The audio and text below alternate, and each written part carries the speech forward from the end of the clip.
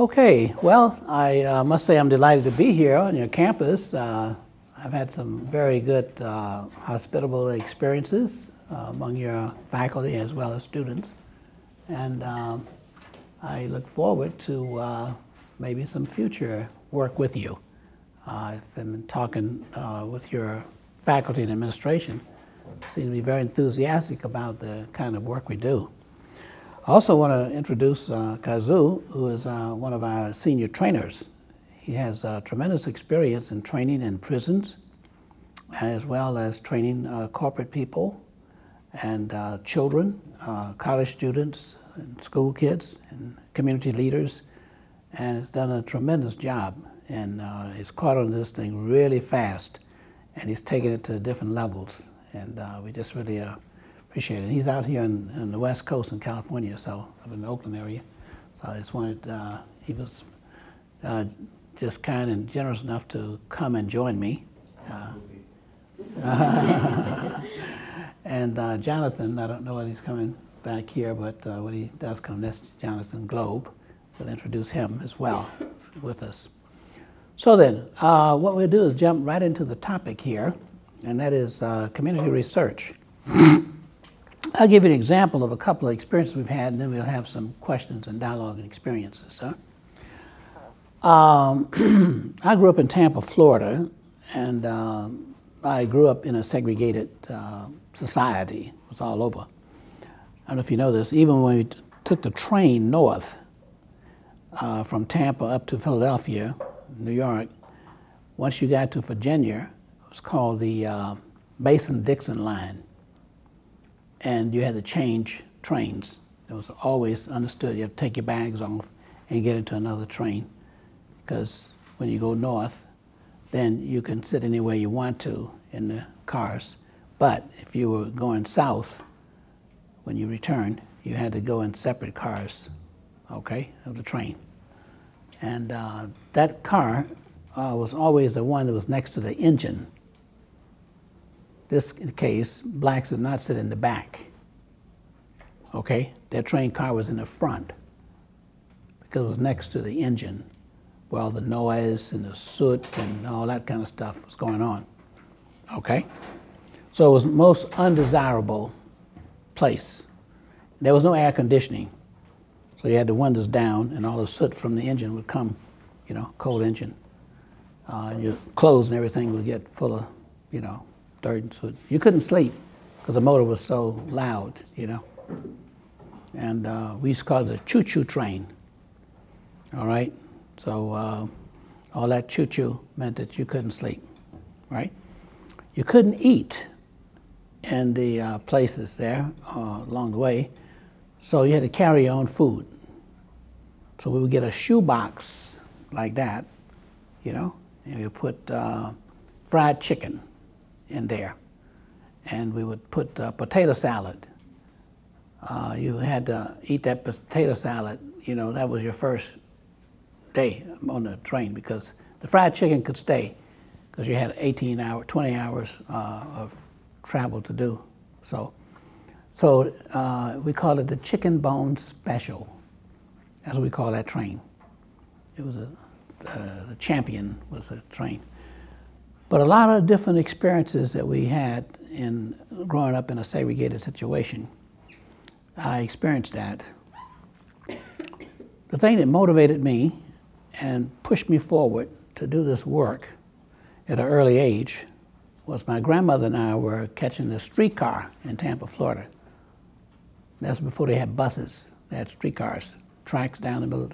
Yeah, like you have here sometimes. Yeah, California. The cable car.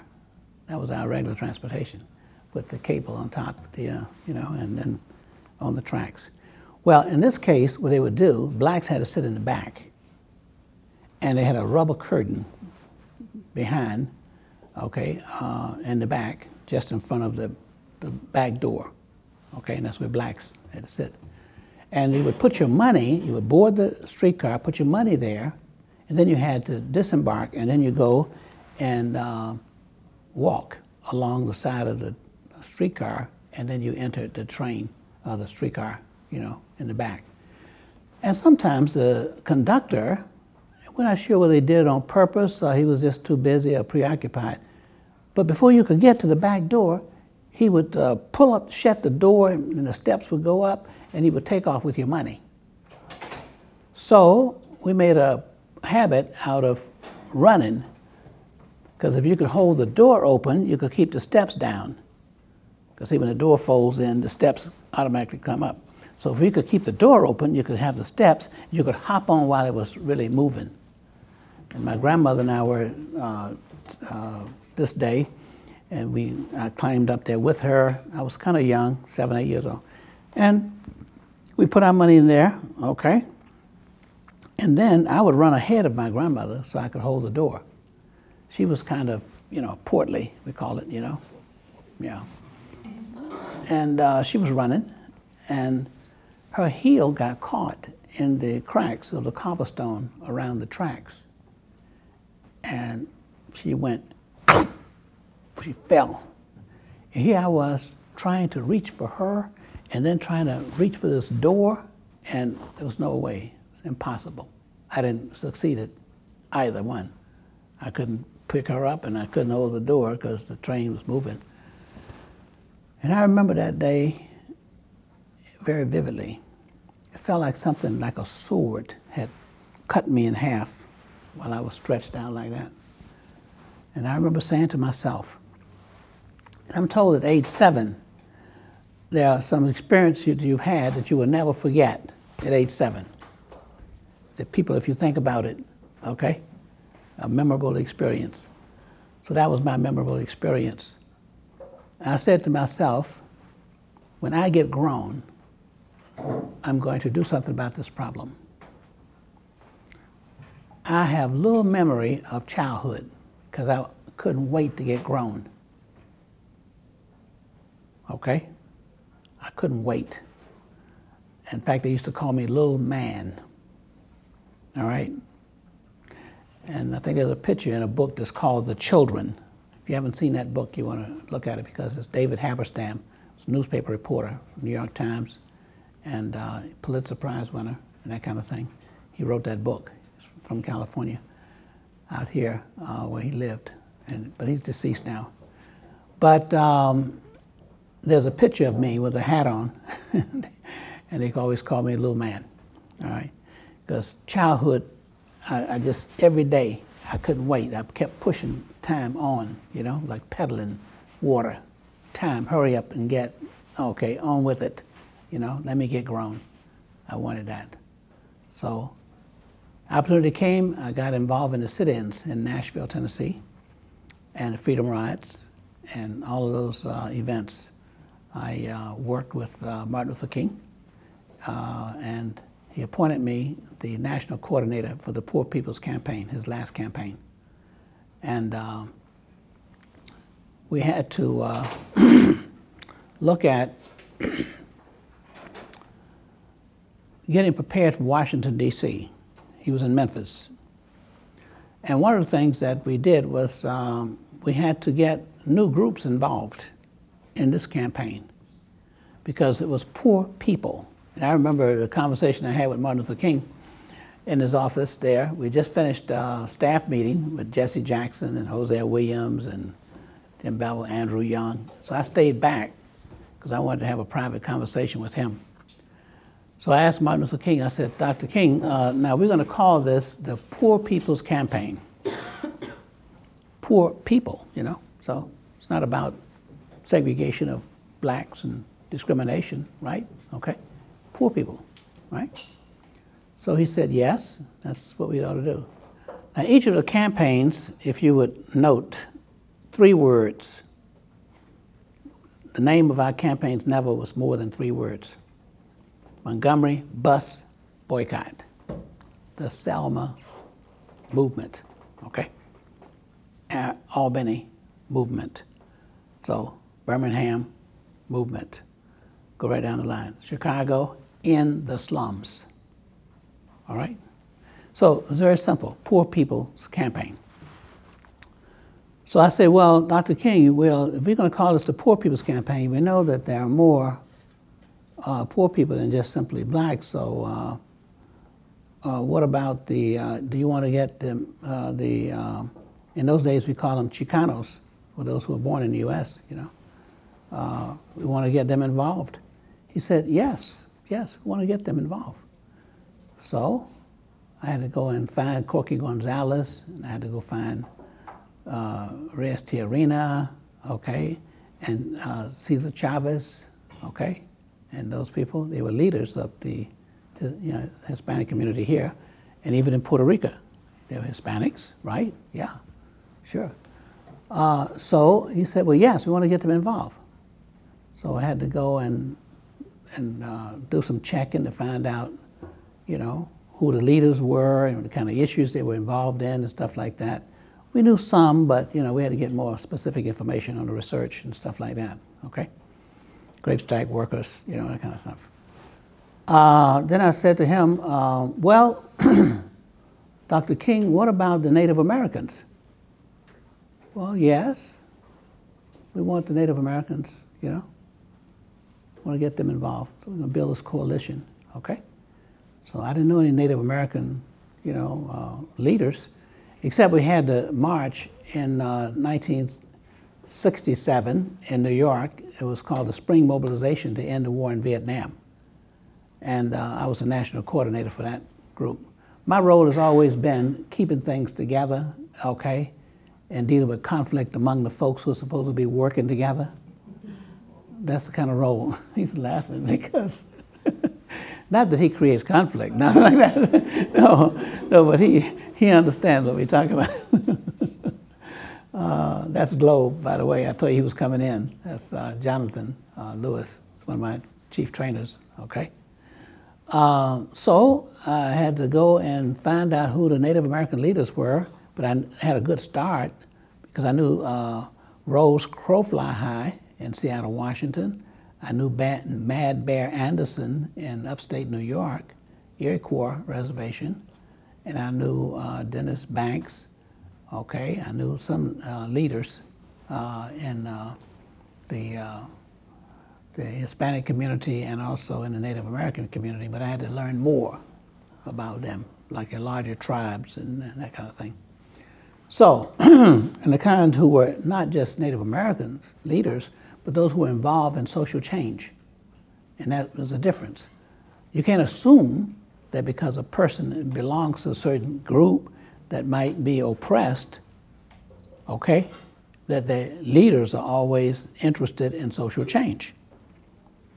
Like when I went to Selma, Alabama, one of my biggest problems was trying to find a Black Baptist church or Methodist church, any kind of church, to have a mass meeting. And I'll tell you more about Selma as we go along. So we got the, Hispanics, Mexicans, we got the Native Americans, and then Martin Luther King was just listening to me because I was asking the same question over and over again. Poor people, right? And I was talking about the different ethnic groups. And so Martin Luther King said, and by this time he was waiting, because he's so smart, you know, he was already predicting what the next group was going to be. Like you're wondering now what's the next group's going to be. Yeah. So I said, well, what about the poor whites? And by this time Martin Luther King was disgusted with me because he already said poor people. So when I said, so he turned around and asked me, he said, are they poor? I said, yes. He said, well, we want them involved. But the only leaders I knew of the poor white folks was the Ku Klux Klan. Please, how are you going to find that? So, where would I find poor white folks leadership? Labor union, organized workers. And they were a little more amenable to working together because many times they had to use direct action, go on strikes, and they were fighting for their rights as workers. So to some extent, they were in tune with what we were talking about, okay, being economically exploited because of their social status in the community, all right? So what you have to do is find an association and a connection, okay? we always talk about our differences. We all know about those. And some people write volumes of books on trying to separate folks, their differences. Identity. Well, what is it that we have in common? How are we alike? And the other most important question, yes, we're different, but what difference does it make? Those differences don't make a difference, ultimately.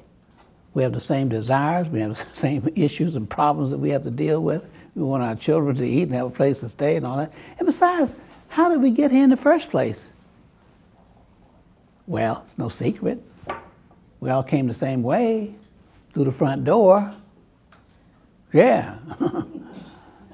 And guess what? I don't care how smart you are, you did not make a decision that you were going to be born. And that's the most important thing, right? You're alive and you're here. But you didn't make that decision. Now, even some people think it's a mistake for you to get here. That's even worse.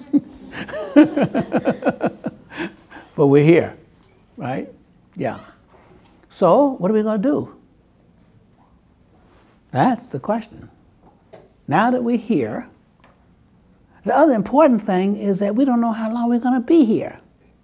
Jeez, I mean, you know, we like to stay here a long time, right? Okay, but you know, let's just do it right now. How many of you know people your age who've already died? Raise your hand. That's what I'm talking about. Yeah. Yeah, they're gone already. They're not here anymore, absent. Their name, we know their name, and we had, some of us know people we have experience with, you know, that kind of things, cousins, sometimes siblings and stuff like that. Yeah, I had a brother, died when he was 4 months old. I didn't get a chance to know him too well. I was just 4 years old myself, and he was 4 months old. I remember rocking him in the basket, you know, that's all. Singing to him, okay? But he was there, and then he was gone. So, the most important thing now is whether or not our lives are going to make a difference going forward. And that's the critical thing we have to do. We have the opportunity to be in college, get some information, some knowledge and skills. Are we doing this to get more money in our bank account? Or do we plan to use our resources, okay, to make life different for others? We don't want to be fish, so you'll be selfish. Okay? The only reason your life could be really worthwhile is because you decide for yourself that you're going to give it to a cause. A cause that you believe in, that you're worth dying for. It's Martin Luther King. He said, unless you have found something in life that's so important and something that's so special to you that you're willing to give your life for it, okay? So you haven't yet lived. That's Martin Luther King's definition for life, okay? Okay, so we did the philosophical thing here. Now, let's talk about the concrete thing in terms of research. Once I finished the sit-in movement in Nashville, and we finished that kind of thing, we dropped out of school to go on the freedom rides. Okay? Yeah.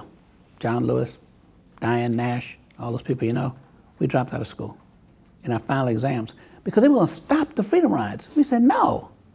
They said, with all this violence, you know, they burned the bus and they tried to burn up all those people and kill them. You know, these people are crazy. All right, we're just trying to exercise our rights as citizens, and they have gone stone crazy.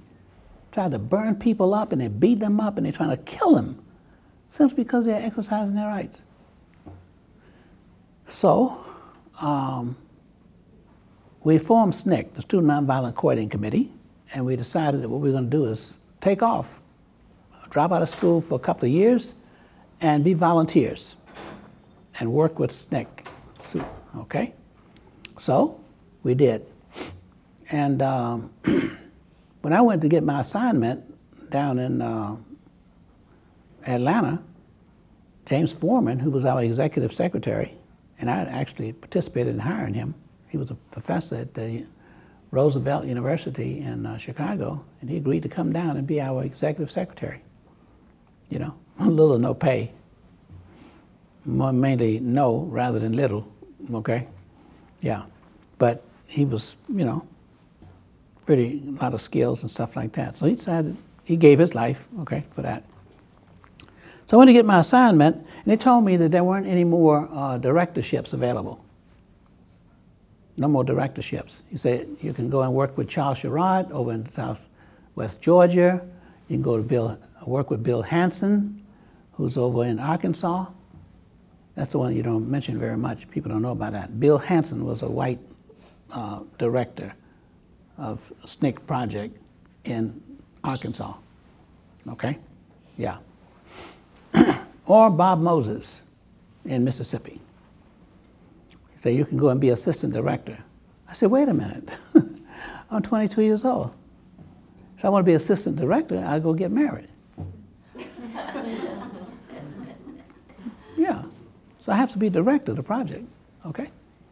So he said, well, the only thing that's left, you know, is Selma, Alabama, and they had an X on the map. They put an X on the map.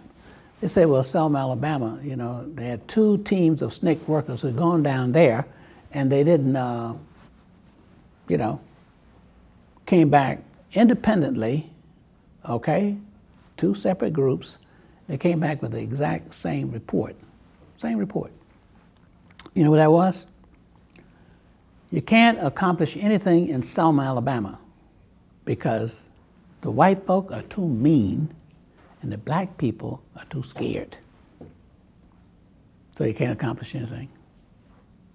So they say, if you want to go down there and take a look at it, I said, no. Well, go down there and take a look at it. I'll take it. They don't expect anything to happen. That's good. Then I get a chance to really experiment. Huh? You can't flunk because they don't expect anything to happen. Hey, anything you do is going to be a success, right? Yeah, that's good logic. I'll take it.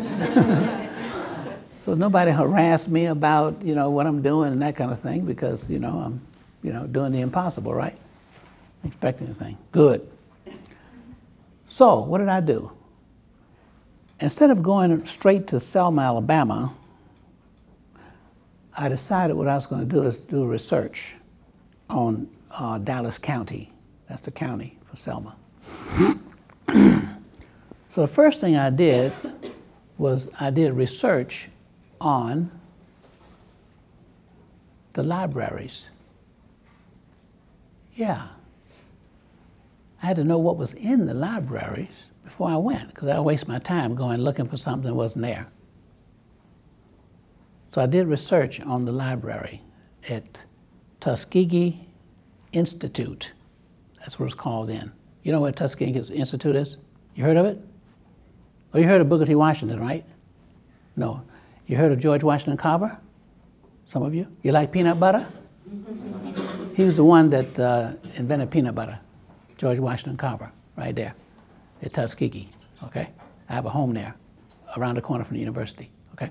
It's called Tuskegee University now.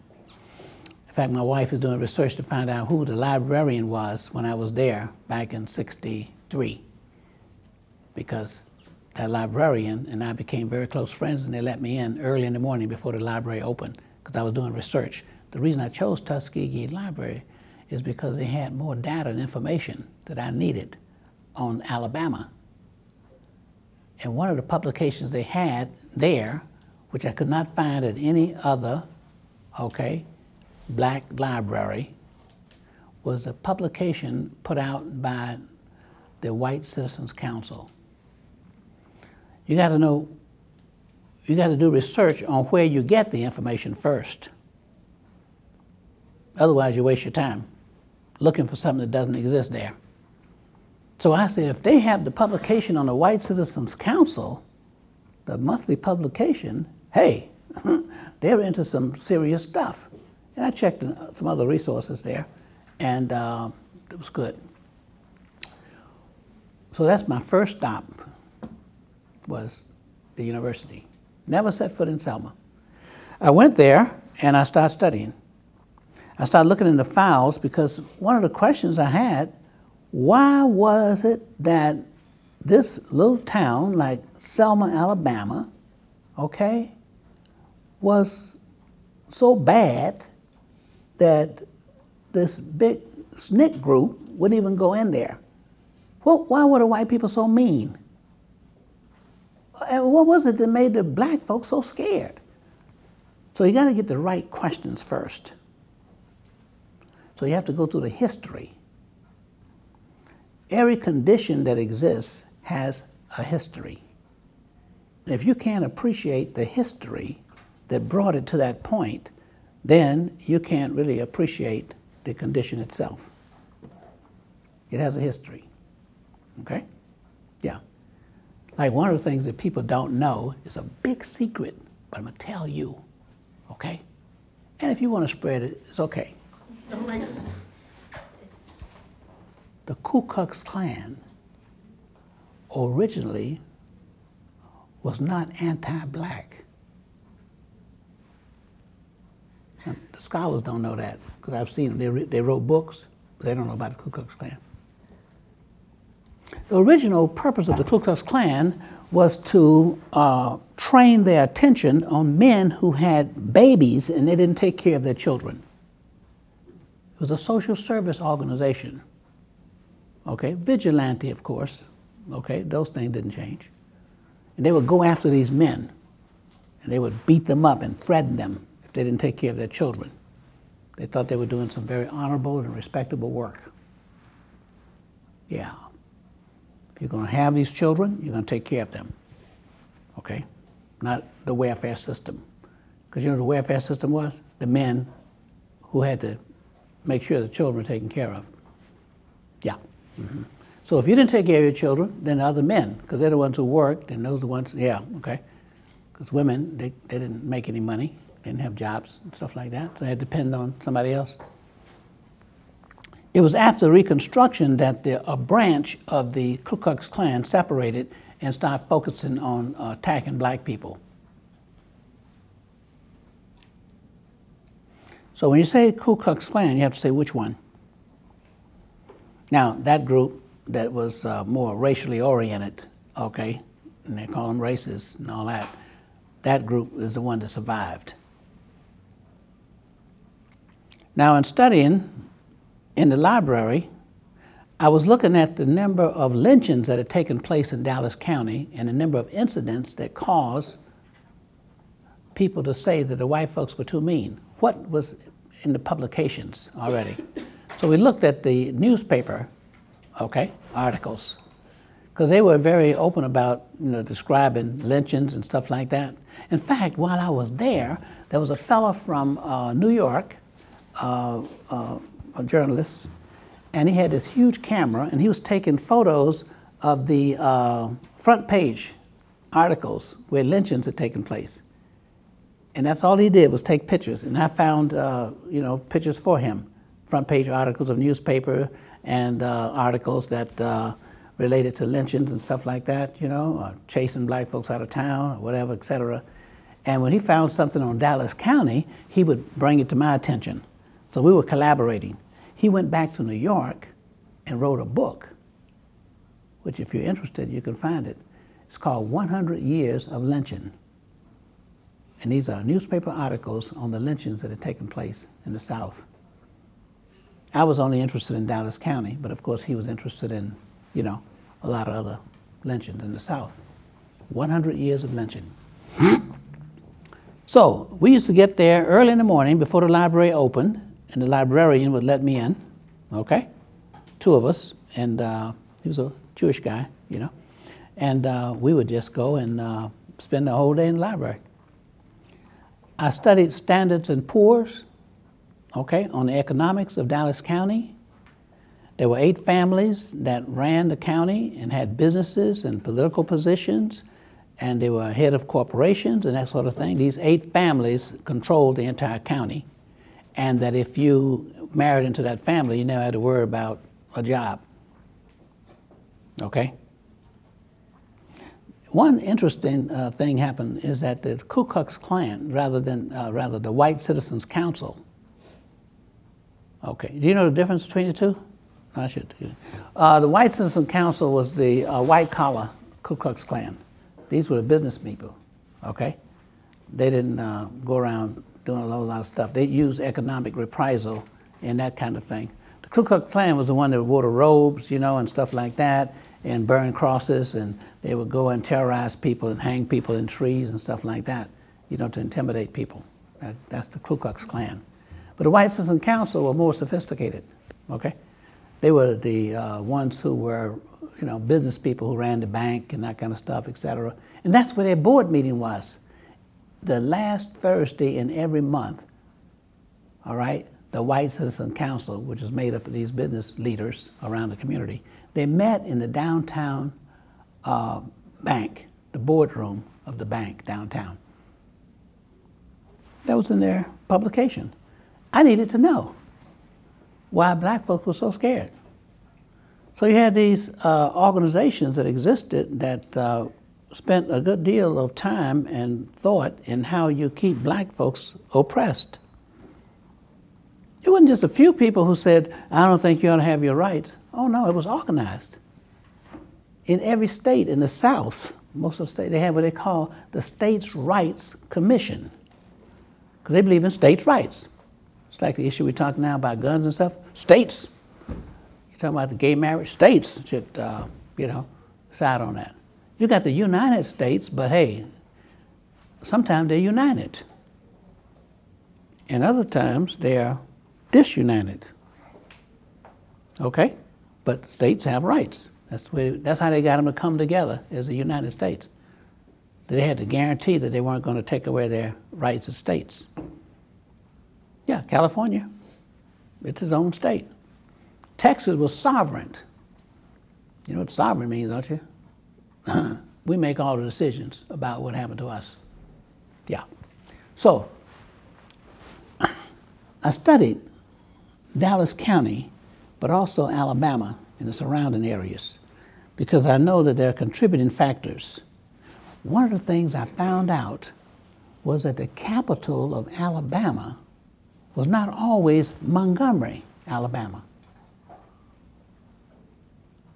Now, you know, Montgomery was also the capital of the Confederacy.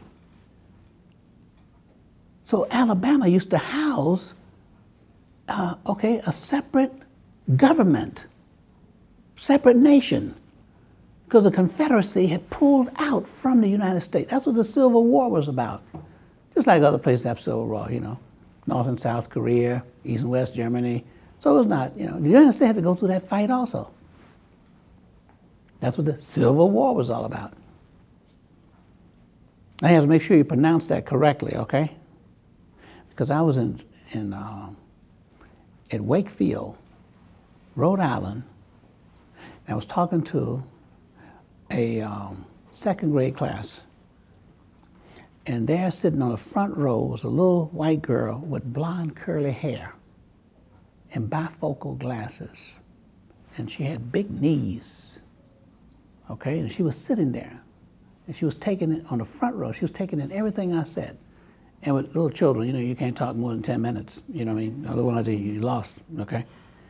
And so she kept looking at me, and then she would shake her head and look down. And then she would look back at me like that, you know? And I was observing her, you know, because I couldn't help it.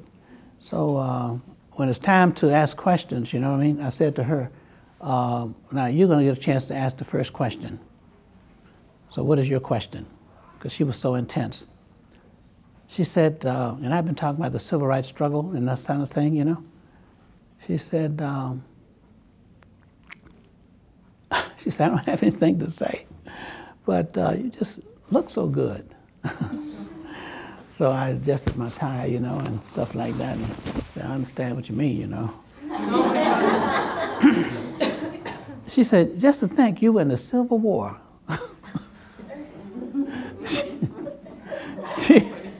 She thought I was in the Civil War. So I had to make clear when we say civil rights that, you know, we were kind of, you know, explaining what happened there, you know, otherwise Okay, so I had to know the role of Selma in the Civil War, Dallas County in Alabama. You had so many volunteers coming out of that area.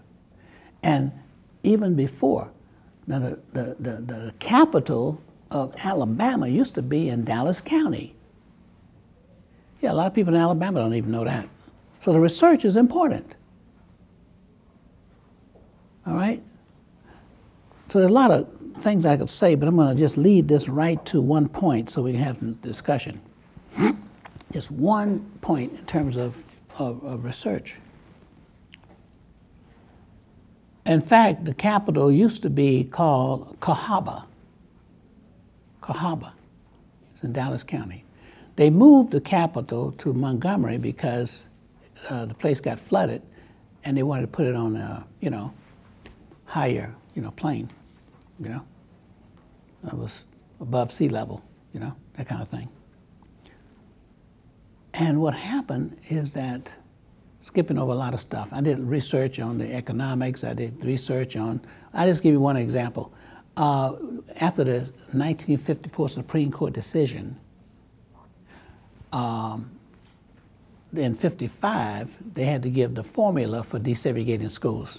The first decision in 54 had to do with saying that separate but equal is no longer valid.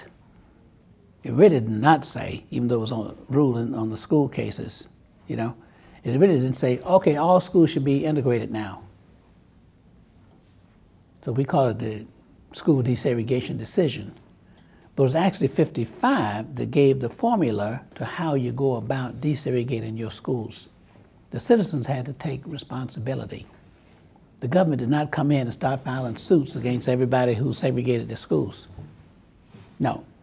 And one of the procedures had to do with the fact that you had to get 10 signatures on a petition and give to the school board. That would start the process. If the school board ignored it, okay, or delayed it in a certain period of time, or either rejected it, okay, then you could appeal directly to federal court. That happened in Selma, Alabama, where they got the 10 signatures. And in less than a month, you had one signature left. Everybody else was through. So now we find out what's going on here. Why is it that black folks are so scared? Why is it that white folks are so mean? You had to be able to look at the history and what the activity was and how people respond or react to certain efforts to bring about change in order to appreciate, okay? All right? That sort of thing. So one of the things I heard, and I finally got to Selma, and before I went there, I went to Montgomery after I left Tuskegee, and I spent a whole week with a man named Rufus Lewis, who had been doing voter registration in these different counties. But he had his little way of doing it. He would go out at night and visit folks in their home, teach them how to fill out the exam or the literacy test, which is one and the same, okay? Because that was a stringent requirement. You had to pass this literacy test in order to qualify to register to vote. So he tutored people so that they would feel confident when they went down and tried. Even though they get rejected, you knew you passed it, okay? That gives you confidence to go back again, okay? And some people just made that a regular habit. Once a month they would go down and register to vote, get rejected. Now there were some particular things on the exam where it was very subjective on the part of the registrar. Like he would ask you to read a section of the Constitution of the United States, and then it would ask you to interpret that section to his satisfaction. Now you have split decisions on the Supreme Court, right? Over interpretation. So how is it that this one man is going to tell you whether you interpret it? So that was a question that you never did get right. And you never knew what the right answer was because he didn't tell you what his interpretation was, right? Couldn't do that because you got to tell everybody else. And then you didn't know what section they were going to ask anyway. But those are little things. But the way he did it, Rufus Lewis, was to go, and he told me not to get any large groups and stuff like that initially, just to go out. So in other words, I got some primary information and some research on the best way to do this thing, and I got it from the people who were involved in the communities. I didn't go in. you know, saying I know everything. No. Mm-mm. But I do know everything. And what I do know is you need to get information from people. That's all you need to know. That's everything. And guess what? I used to go to these drugstores and just sit around and listen to white folk talk. Because some of them don't think you have ears, right? So you can hear everything. So, you know what I heard them say? Those crooked politicians stole our capital. I thought they were talking about money. They were talking about the actual capital. You know, the building. I mean, you know, the designation as the capital. They were still mad about their capital being taken from their county. After all these years. My goodness. Okay? When they started the demonstrations, and we started demonstrations rather in Selma, Alabama, it was in Selma where they got buttons.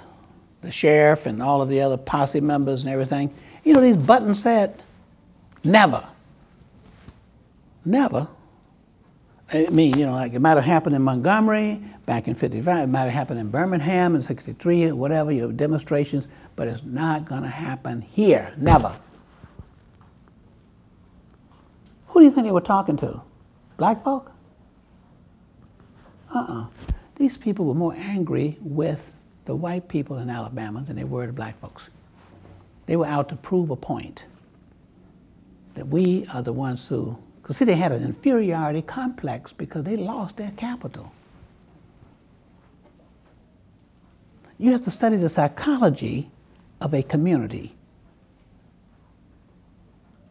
Communities have minds and they have a way of thinking. So you haven't finished your research until you understand why people think the way they do. Their mores, all right? Yeah, that's part of their culture. You must not be from around here. You've heard that, okay? This is the way we do things here, all right? Yeah. And so that has much more influence than logic,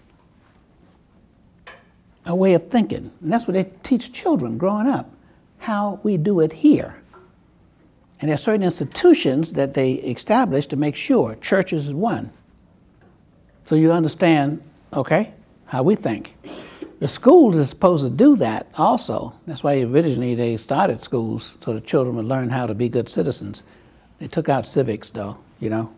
Most schools, you don't need to know anything about citizenship no more. That's enough of that. You know what I mean? Yeah, right. You just grow up and do what I tell you to do. That's a good citizen, you know. Keep your mouth shut, okay? And we don't want all y'all voting either, because we want to win the election with the minimum number of votes. There's no effort in no high school teaching young people how to go and register to vote.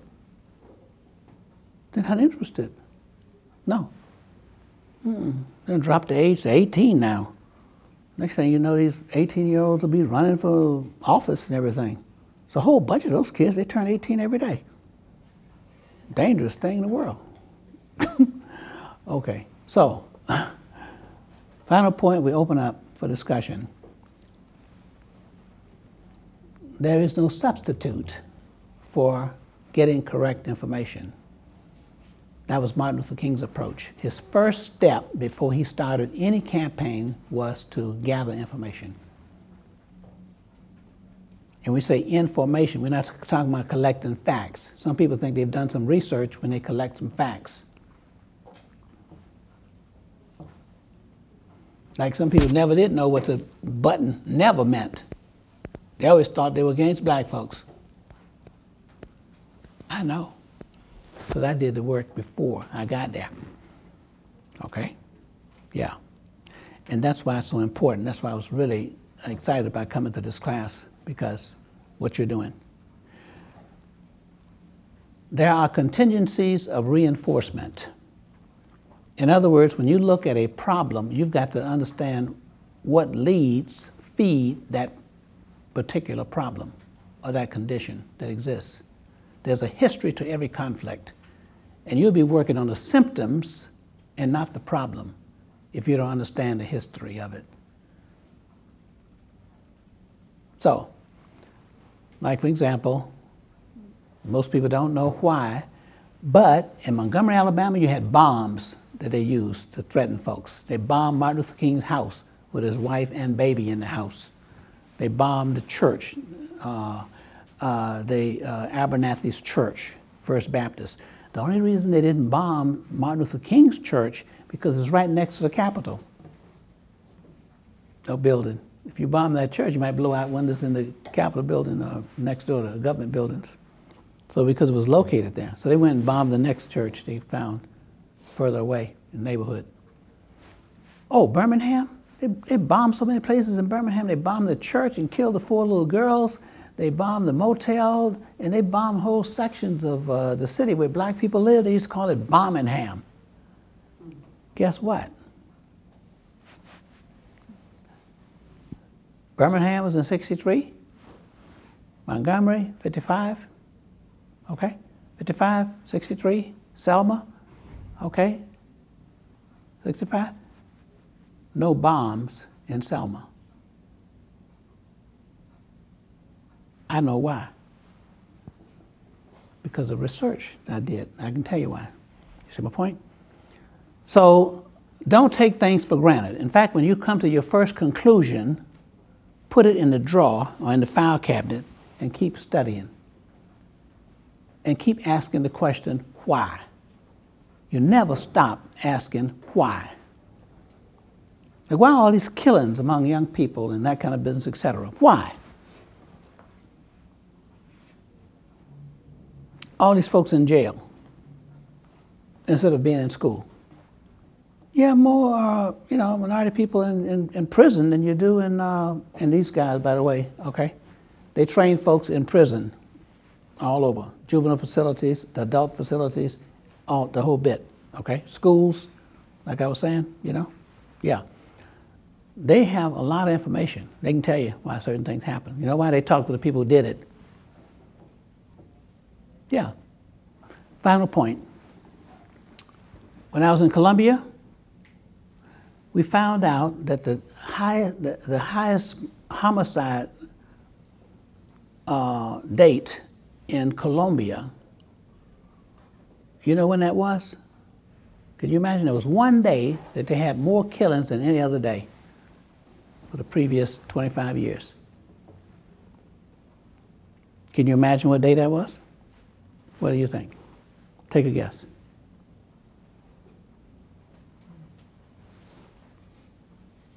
Who's going to be first? Christmas. That was a holiday, but not Christmas. Valentine's Day. You're getting close. New Year's. No, New Year's Eve was the second one, highest day. You got it? Mother's Day? Did he tell you? Yeah. Okay. It's the only way you would know. Why Mother's Day? Well, we checked with the policemen when we were doing our research. They didn't know. Only thing they knew is they weren't going to get off from work on Mother's Day. You couldn't so you never saw your mother on Mother's Day if you're in law enforcement, okay? Or if you work in the prison, okay? Because they're going to be filled, all right? Yeah. We went to the university of Antioquia, the largest university there in Medellin. And they had volumes, books written about all the homicide and everything else. Good research. They didn't know why. Can you imagine that? The killing, but they didn't know why. They can tell you how the people got killed, what instrument was used, and when it escalated, and that kind of business. Like when more automatic weapons came, more people got, killed and all that kind of stuff. You know where we found the information? Where do you think we found the information? Where would you find the information if people were killing folk on Mother's Day? Where? The mothers. No. The people in jail. Yes. We didn't find out until we got to the prison, because those are the ones who were in jail, the ones who killed the people on Mother's Day. Why did they kill them? Because if someone said something about your mother any other day of the week or the year, they would shoot you, beat you up, But if you said something about their mothers on Mother's Day, they would be dishonorable if they did not kill you. So if you want to get killed, say something about somebody's mother on Mother's Day. Or if you want to kill somebody, okay, and use that as an excuse, okay, Mother's Day, you had to kill them. You're obligated to kill them. I mean, you might be a nice person, and that kind of stuff. You may be even studying to be a minister, but you had to kill him, if you say something about your mother on Mother's Day. Because they believe in, the highest icon there was the what? Virgin Mary, Jesus' mother, Catholics, okay? And they really had that kind of respect for women. So they say. Maybe in other aspects they didn't treat women too well, but okay, mothers. Okay, so the research is very important, and you have to go and get primary research. You got to talk to the people themselves. That's how I found out ultimately why Selma people, okay, were scared and mean. Only when I put the boots on the ground. That's when everything else came together. So the research before is very important, but in order to fully understand, you got to put your boots on the ground. That's necessary. Okay? Don't come to any conclusions until you put your boots on the ground. I'll stop there. Now we can talk. Yes? In Selma, were people resistant to talk to you? People were resistant to talk? Yes. How did you break that barrier? Well, in fact, people were afraid to talk to me because, they called us when we went into these communities, freedom riders, whether you were on the freedom ride or not. I happened to have been there on the freedom ride. They said, those freedom riders come in here and they're going to get your children arrested and put in jail, and you don't have any money to get them out. So they were afraid. We talk about the voter registration movement. They said, we don't need that here. Okay? Yeah. We get along fine with the white folks, so we don't need that. A postman told me, a retired postman, I went and sat on his porch because I used to walk through the community, and if I see people sitting on, I go and talk to them, very casual, and go sit on the steps if necessary, and talk. He said, son, you've come to the wrong place. I've been all over the world. I'm a retired postman. Okay? You will never accomplish anything here. This is one of the worst places. And I know because I was born here and I grew up here. I know. You're wasting your time. They had this mentality already. And what happened is certain experiences they had, just like the petition to get schools, okay? And why did those people withdraw their names? Because they were intimidated. You know what the intimidation had to do with? If you went and tried to register to vote, what they would do is fire your mother-in-law from her job, your mother-in-law. And you know what happened there. You don't got your mother-in-law fired from her job, you're not going to be, you're not going to have any support from your family, right? Yeah, you have to leave town. And that's what happened. They intimidated them people and got their families to put them out. So instead of explosions like bombs, they were called implosions. They're more sophisticated. They bomb your family. That's what they did. You get my point? So that's why they were afraid to talk, because they didn't want to get involved and they didn't want to get in trouble and get their family, They don't just go at you, they go at the whole family. It was small enough. Selma was smaller than Birmingham and smaller than Montgomery. So because of the, small population, everybody knew everybody. So they can come at you a different way. Like your loan. They call for your loan on your car, your house, or your church. They use more sophisticated ways to do that. Okay? Yeah. So, it didn't draw a lot of attention anyway. If you bomb somebody's house, then everybody would be, the whole nation would be in the newspaper and all that. So you got your mother-in-law fired, so what?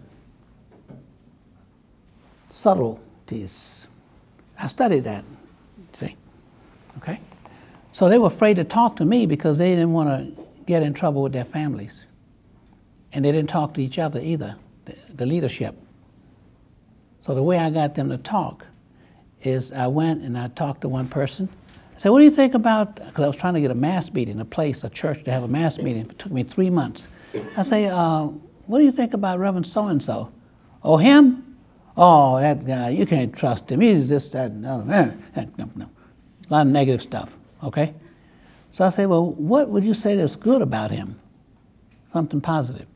Well, you know, he seems like he's a good family man. He takes care of his children. They always look nice and like they, you know, like they're well fed and everything. Yeah, okay. Go to the next one he just talked about and said, what do you think about him?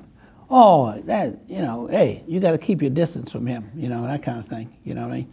Because he talks to everybody. He'll tell everything if you say anything to him, so you have to keep your mouth, you know, around him.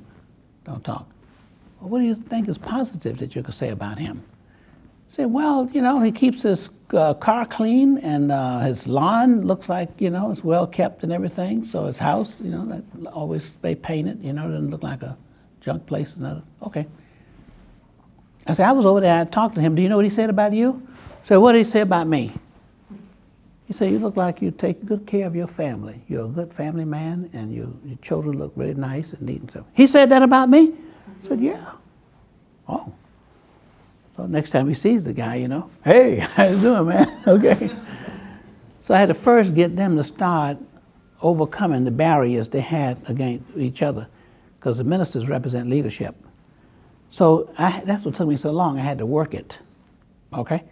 I didn't misrepresent anything, okay? But I only shared with him what was necessary for me to accomplish my goal. I didn't tell him about all the negative things. See, some people talk too much about the wrong thing.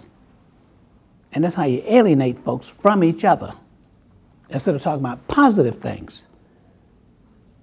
So you have to be careful as an organizer, all right, that you are constantly building community rather than tearing community down and destroying community. Okay? Your mouth is the most powerful weapon that you have. It could be a sword that destroys and cuts, or it could be a sword that heals. Your tongue. Who has the next question? Yes. Did you participate in the march to Montgomery with MLK when they made him turn around and everybody turned around? Yes. Do you recall why MLK? Because some people say that it was kind of a waste of time, as you can say, to go that far and then just turn around. Do you recall like what is the reason why they turned around? Yes. One of the roles I played in the Selma movement, since I was a director originally, okay, was the mediator, okay, between SNCC, because I was a SNCC worker initially, director of the program for SNCC, and then I also was a person who embraced Martin Luther King's concept of nonviolence, okay, and worked very closely with him and his ideas. We were trained by Jim Lawson. He's out in California. Jim Lawson. Yeah. Okay. Where is he? UCLA. Okay. Yeah. Okay. He's the one that trained me in nonviolence in Nashville.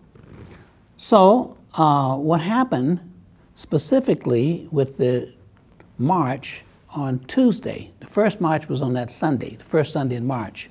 The second march was when Martin Luther King joined, because he was not there on the first march.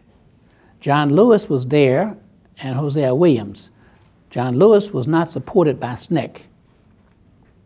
They were not supporting the march, the SNCC people.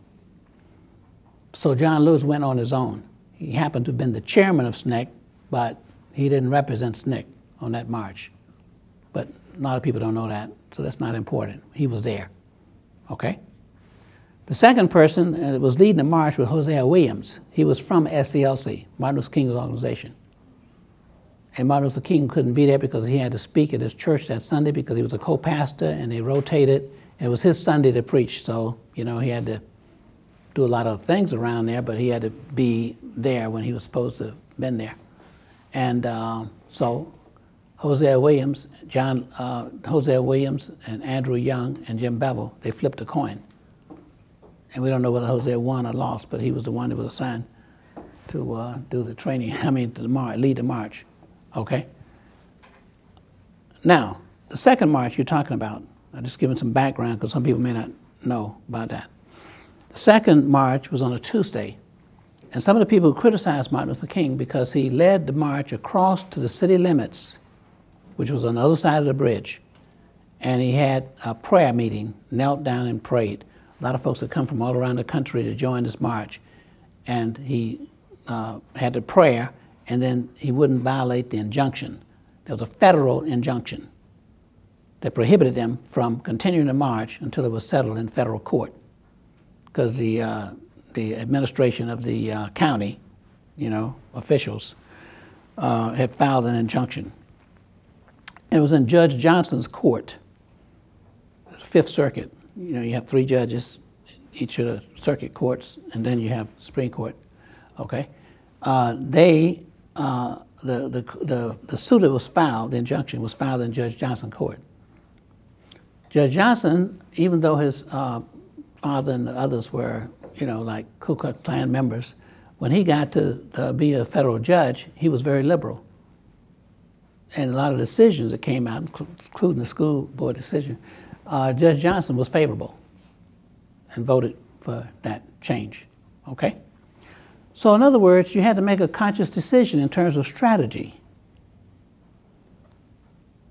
And when you talk about strategy, and you talk about compromise, and you talk about action, you have to always base it on principles. And what principle are we talking about? Number one, the purpose of the march and the demonstration was to get the federal government to intervene, because the state government, the state troopers who had killed Jimmy Lee Jackson, are the same state troopers and the sheriffs, Jim Clark and those, had stopped the march and beaten people up on the bridge. So what they needed was the federal government to intervene so they could actually exercise their First Amendment rights. And Martin Luther King says sometimes you have to fight for the right to fight for right. All right? So what happened is that had he broken the injunction, the federal injunction, how are you going to ask the government to come in and intervene and protect your rights when you're going to ignore the court? So there's some logic involved, not just passion and the fact that you're going to break an injunction and you have a right to march. Yes, you have a right to march. But if there's an injunction in federal court, let's settle that first. Okay? And maybe if they rule against you, then you can always break it later. Okay? But let's get the right to fight for right. Now, there were some people who disagree with Martin Luther King. They called it Turnaround Tuesday. Yeah, because he knelt, but he called it a confrontation of prayer. See, he confronted them with prayer, and then they did turn around and they came back, okay? Until the injunction was settled 10 days later, and they continued to march. But they continued to march with federal troops, keeping the state troops from interfering.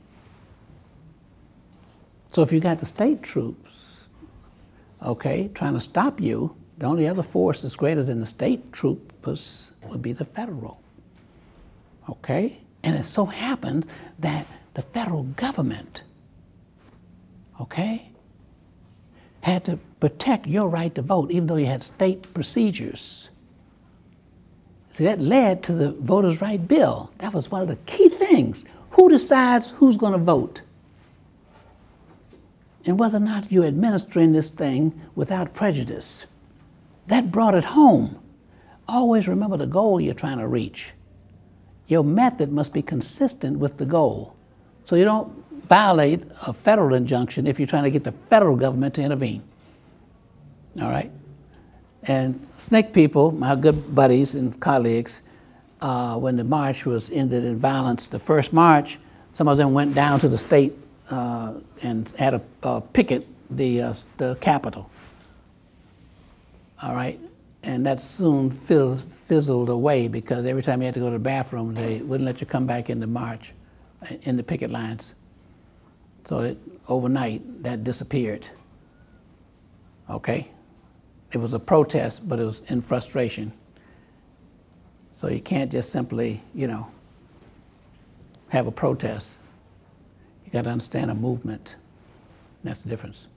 Got time for a couple more questions. Yes? I just want to make a statement before. Yes. Go ahead.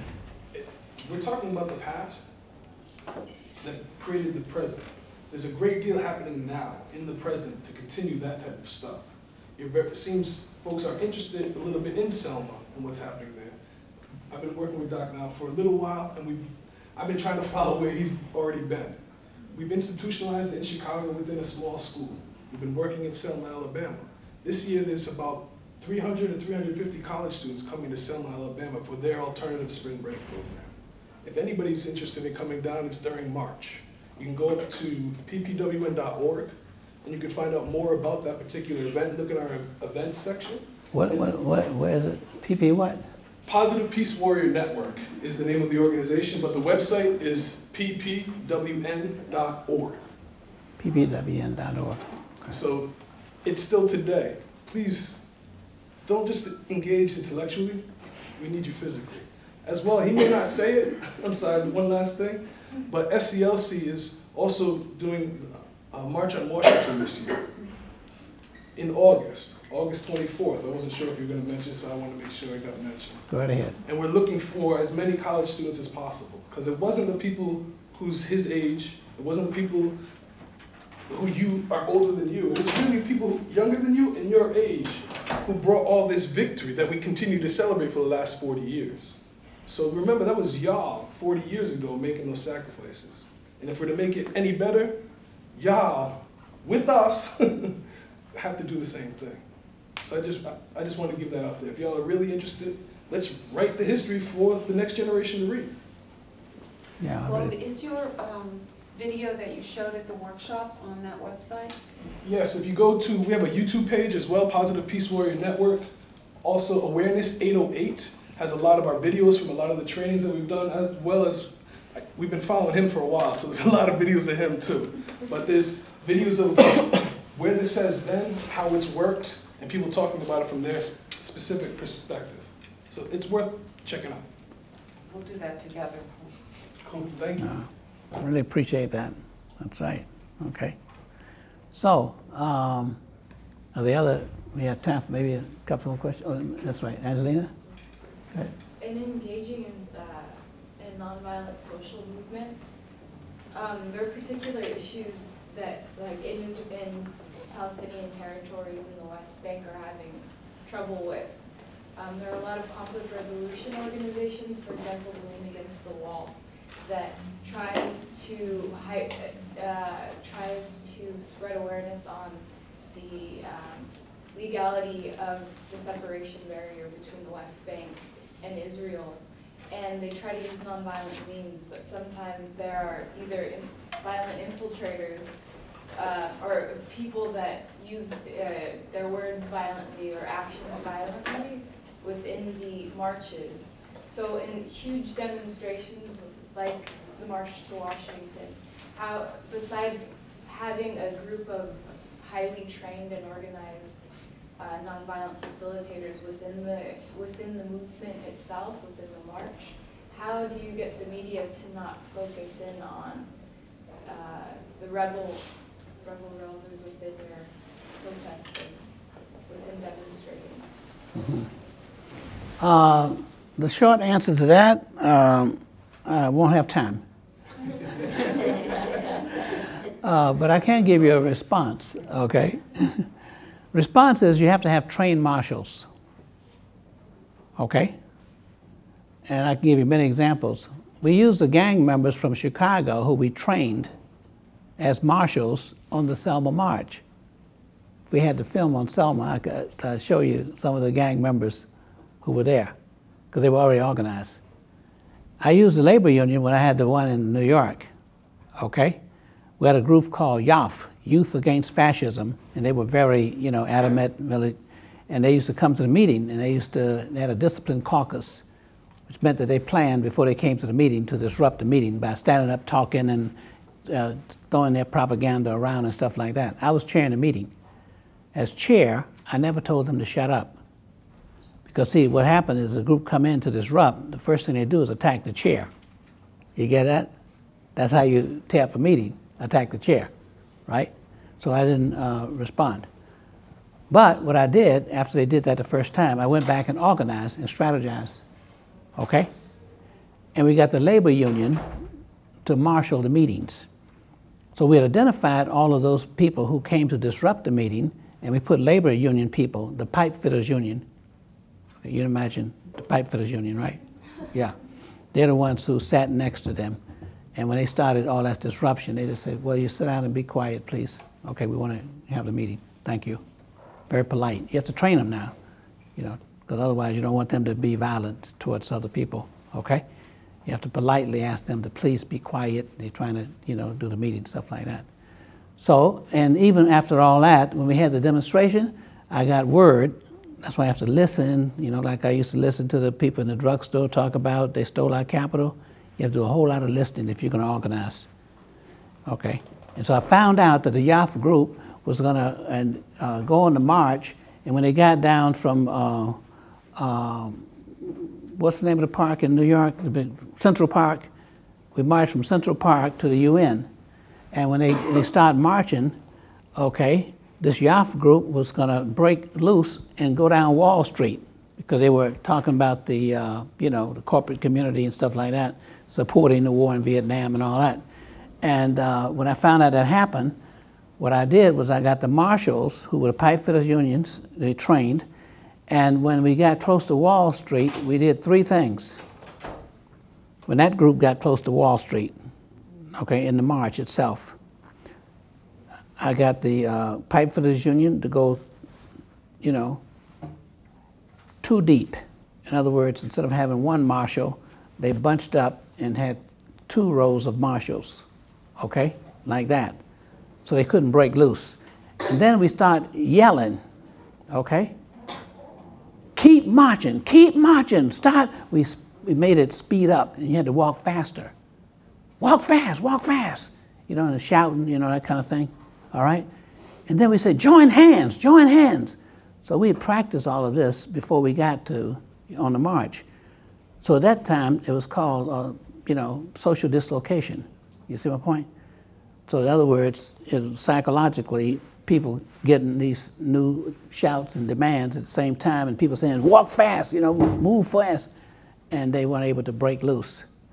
Now, that's very specific and very tactical, and that's what I do in terms of thinking things through, in terms of all the details, and that's how you can avoid unnecessary problems, all right? Don't sit around wishing that people would behave differently. That won't help. You got to figure out how you can keep control of your situation if you want to accomplish the goal. Sorry we don't have much time. Thank you. Thank you so much.